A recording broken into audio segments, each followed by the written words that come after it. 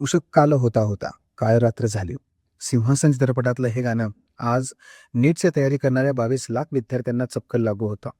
600पेक्षा जास्त गुण मिळवणाऱ्या अनेक विद्यार्थ्यांना आपलं आता ॲडमिशन होईल एम्स सारख्या संस्थेमध्ये, अशी एक आशा वाटत असतानाच ही परीक्षा रद्द केली जाते. या कॉन्टेक्स्टमध्ये मला 1956 साली मेहबूबनगर, तेलंगणामध्ये आज असलेलं हे ठिकाण, तिथे रेल्वे अपघात झाला, ती घटना आठवते. या अपघातानंतर अवघ्या काही मिनिटांमध्ये तेव्हाचे रेल्वे मंत्री लालबहादूर शास्त्री यांनी आपल्या पदाचा राजीनामा दिला. का? कारण ही नैतिक जबाबदारी आणि उत्तरदायित्व हे माझं आहे, असं त्यांनी ती केलेली घोषणा. मित्रांनो, आपण असं म्हणत नाहीये की सध्याच्या शिक्षण मंत्र्यांनी आपला राजीनामा द्यावा, परंतु किमान ती नैतिक जबाबदारी तरी स्वीकारावी. कारण कोणत्याही देशातलं शासन आणि प्रशासन हे तेथील जनतेच्या विश्वासावरती टिकतं आणि अशा प्रकारच्या घटना या विश्वासाला तडा देतात.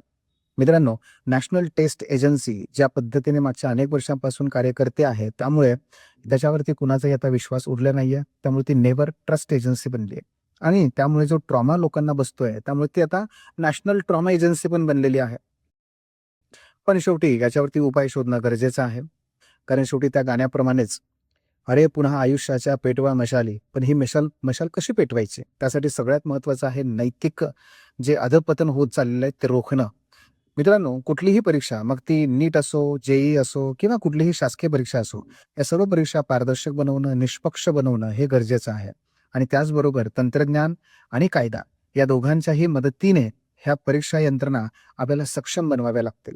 तुम्हाला काय वाटतं, की यामध्ये आणखी आपण कुठल्या प्रकारच्या उपाययोजना करू शकतो? कमेंट बॉक्समध्ये नक्की टाका. धन्यवाद.